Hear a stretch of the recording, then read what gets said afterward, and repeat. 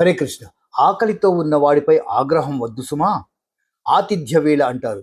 ఎవరైనా మధ్యాహ్నం వేళలో భోజనానికి వస్తారు. గడప దాటి ఇంటి లోపలికి వచ్చిన అతిథిని ముందుగా భోజనం చేస్తారా అని అడగాలి. ఆతిథ్య ప్రస్తావన వస్తే కాశీపట్నం పేరెత్తకుండా మాట్లాడడం కుదరదండి. కాశీపట్టణానికి ఒక లక్షణం ఉంది. మధ్యాహ్నం 12 గంటల వేళ ఎవరు అన్నం పెట్టినా అది అన్నపూర్ణమ్మ హస్తమే. అందుకే ఆడవాళ్లు కాశీయాత్ర వెళ్ళినప్పుడు అక్కడ వడ్డన సేవ చేయాలని కోరుకుంటారు. అటువంటి కాశీపట్టణంలో అన్నం దొరకలేదని వ్యాసుల వారికి ఎక్కడా లేని కోపం వచ్చేసింది. శపించబోయారు. చేతిలోకి నీళ్లు తీసుకున్నారు. ధనము లేకుండేదుగాక 3 తరములందు 3 తరములు చెడుగాక మోక్షలక్ష్మి విద్యయును 3 తరములు లేకుండుగాక పంచజనులకు కాశీపట్టణమందు అన్నాడు.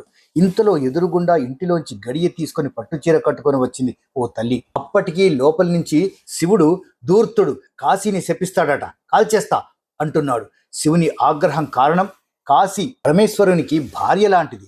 వెంటనే పార్వతీదేవిది అన్నది కదా, ఆగండి ఆగండి, ఆకలి మీదున్న వాడిని కాల్చకూడదు, తప్పు, అతను అతిథి అంటూ గబాలన తలుపు తీసుకుని వచ్చింది. కోపంతో నీళ్లు పట్టుకొని ఊగిపోతున్న వ్యాసుడిని పిలిచింది.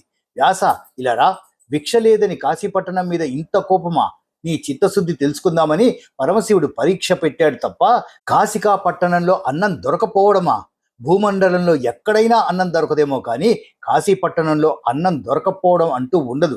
ఎందుకంత తొందరపడుతున్నావు? వెళ్ళి స్నానం చేసి సంధ్య వార్చుకొని రా అని వ్యాసుడిని శిష్యులను పిలిచి కూర్చోబెట్టి మధురమైన వంటకాలను వడ్డించింది.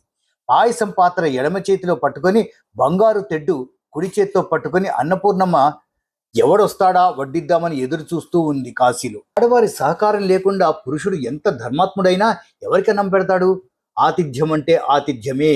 వ్యాసుడిని కూర్చోబెట్టి కడుపు నిండా అన్నం పెట్టింది. అప్పుడు వచ్చాడు పరమశివుడు. ఎంత తప్పు చేశావు? కాశీని శపించడమా?